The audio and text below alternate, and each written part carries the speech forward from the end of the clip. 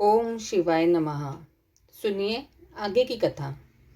ब्राह्मण बोले, नारी, सौभाग्य की बात है कि भगवान शंकर की कृपा से शिव पुराण की इस वैराग्य युक्त कथा को सुनकर तुम्हें समय पर चेत हो गया है। ब्राह्मण पत्नी, तुम डरो मत, भगवान शिव की शरण में जाओ। शिव की कृपा से सारा पाप तत्काल नष्ट हो जाता है। मैं तुमसे भगवान शिव की कीर्तिकथा से युक्त उस परम वस्तु का वर्णन करूंगा जिससे तुम्हें सदा सुख देने वाली उत्तम गति प्राप्त होगी। शिव की उत्तम कथा सुनने से ही तुम्हारी बुद्धि इस तरह पश्चाताप से युक्त एवं शुद्ध हो गई है। साथ ही तुम्हारे मन में विषयों के प्रति वैराग्य हो गया है। पश्चाताप ही पाप करने वाले पापियों के लिए सबसे बड़ा प्रायश्चित है। सत्पुरुषों ने सबके लिए पश्चाताप को ही समस्त पापों का शोधक बताया है। पश्चाताप से ही पापों की शुद्धि होती है। जो पश्चाताप करता है वही वास्तव में पापों का प्रायश्चित करता है, क्योंकि सत्पुरुषों ने समस्त पापों की शुद्धि के लिए जैसे प्रायश्चित का उपदेश किया है वह सब पश्चाताप से संपन्न हो जाता है। जो पुरुष विधि पूर्वक प्रायश्चित करके निर्भय हो जाता है पर अपने कुकर्म के लिए पश्चाताप नहीं करता, उसे प्रायः उत्तम गति नहीं प्राप्त होती। परंतु जिसे अपने कुकृत्य पर हार्दिक पश्चाताप होता है वह अवश्य उत्तम गति का भागी होता है, इसमें संशय नहीं है। इस शिव पुराण की कथा सुनने से जैसी चित्त शुद्धि होती है वैसे दूसरे उपायों से नहीं होती। जैसे दर्पण साफ करने पर निर्मल हो जाता है, उसी प्रकार इस शिव पुराण की कथा से चित्त अत्यंत शुद्ध हो जाता है, इसमें संशय नहीं है। मनुष्य के शुद्ध चित्त में जगदम्बा पार्वती सहित भगवान शिव विराजमान रहते हैं। इससे वह विशुद्धात्मा पुरुष शिव शांब सदाशिव के पद को प्राप्त होता है। इस उत्तम कथा का श्रवण समस्त मनुष्यों के लिए कल्याण का बीज है। अंथा यथोचित मार्ग से इसकी आराधना अथवा सेवा करनी चाहिए। यह भवबंधन रूपी रोग का नाश करने वाली है। भगवान शिव की कथा को सुनकर फिर अपने हृदय में उसका मनन एवं निध्यासन करना चाहिए। इससे पूर्णतया चित्त शुद्धि हो जाती है। चित्त शुद्धि होने से महेश्वरी की भक्ति अपने दोनों पुत्रों के साथ निश्चय ही प्रकट हो जाती है। तत्पश्चात महेश्वर के अनुग्रह से दिव्य मुक्ति प्राप्त होती है, इसमें संशय नहीं है। जो मुक्ति से वंचित है उसे पशु समझना चाहिए, क्योंकि उसका चित्त माया के बंधन में आसक्त है, वह निश्चय ही संसार बंधन से मुक्त नहीं हो पाता। ब्राह्मण पत्नी, इसलिए तुम विषयों से मन को हटा लो और भक्ति भाव से भगवान शंकर की इस परम पावन कथा को सुन। परमात्मा शंकर की इस कथा को सुनने से तुम्हारे चित्त की शुद्धि होगी और इससे तुम्हें मोक्ष की प्राप्ति हो जाएगी। जो निर्मल चित्त से भगवान शिव के चरणारविंदों का चिंतन करता है उसकी एक ही जन्म में मुक्ति हो जाती है।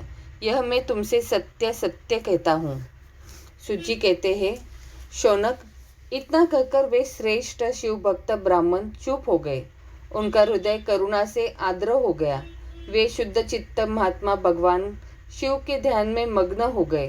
तदंतर बिंदुक की पत्नी चंचुला मन ही मन प्रसन्न हो उठी। ब्राह्मण का उक्त उपदेश सुनकर उसके नेत्रों में आनंद के आंसू छलक आए थे।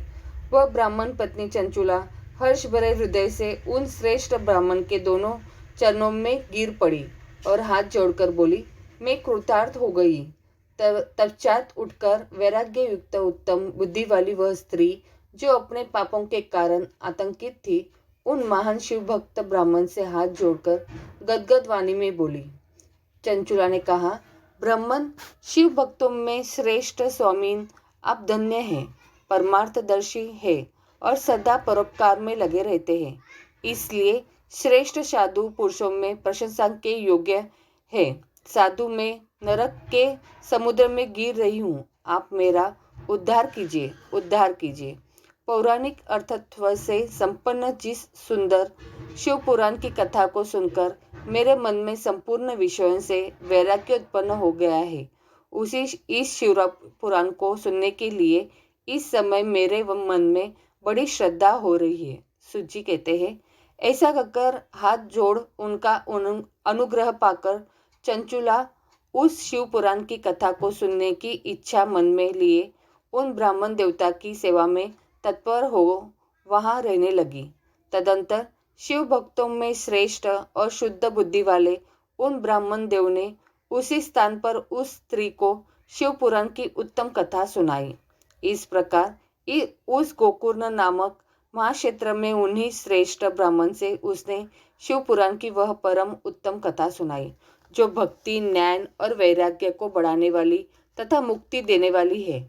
उस परम उत्तम कथा को सुनकर वह ब्राह्मण पत्नी अत्यंत कृतार्थ हो गई। उसका चित्त शीघ्र ही शुद्ध हो गया। फिर भगवान शिव के अनुग्रह से उसके हृदय में शिव के सगुण रूप का चिंतन होने लगा। इस प्रकार उसने भगवान शिव में लगी रहने वाली उत्तम बुद्धि पाकर शिव के सच्चिदानंदमय स्वरूप का बारंबार चिंतन आरंभ किया।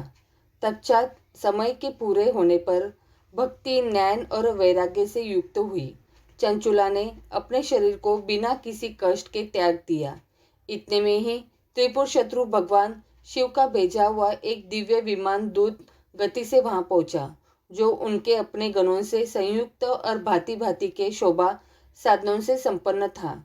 चंचुला उस विमान पर आरूढ़ हुई और भगवान शिव के श्रेष्ठ पार्षदों ने उसे तत्काल शिवपुरी में पहुंचा दिया। उसके सारे मल धुल गए थे। वह दिव्य रूपधारिणी दिव्यांगना हो गई थी। उसके दिव्य अवयव उसकी शोभा बढ़ाते थे। मस्तक पर अर्धचंद्र का मुकुट धारण किए वह गौरांगी देवी शोभाशाली दिव्य आभूषणों से विभूषित थी। शिवपुरी में पहुंचकर उसने सनातन देवता त्रिनेत्रधारी महादेव जी को देखा। सभी मुख्य देवता उनकी सेवा में खड़े थे। गणेश, भृंगी, नंदीश्वर तथा वीरभद्रेश्वर आदि उनकी सेवा में उत्तम भक्तिभाव से उपस्थित थे। उनकी अंग कांति करोड़ों सूर्यों के समान प्रकाशित हो रही थी। कंठ में नील चिह्न शोभा पाता था। 5 मुख और प्रत्येक मुख में 3-3 नेत्र थे।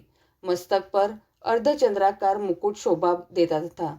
उन्होंने अपने वामक भाग में गौरी देवी का बिठा रखा था, जो विद्युत पुंज के समान प्रकाशित थी। गौरीपति महादेव जी की कांति कपूर के समान गौर थी। उनका सारा शरीर श्वेत भस्म से भाषित था। शरीर पर श्वेत वस्त्र शोभा पा रहे थे। इस प्रकार परम उज्ज्वल भगवान शंकर का दर्शन करके वह ब्राह्मण पत्नी चंचुला बहुत प्रसन्न हुई। अत्यंत प्रीति युक्त होकर उसने बड़ी उतावली के साथ भगवान को बारंबार प्रणाम किया। फिर हाथ जोड़कर वह बड़े प्रेम, आनंद और संतोष से युक्त हो विनीत भाव से खड़ी हो गई। उसके नेत्रों से आनंदाश्रुओं की अविरल धारा बहने लगी तथा संपूर्ण शरीर में रोमांच हो गया। उस समय भगवती पार्वती और भगवान शंकर ने उसे बड़ी करुणा के साथ अपने पास बुलाया और सौम्य दृष्टि से उसकी ओर देखा।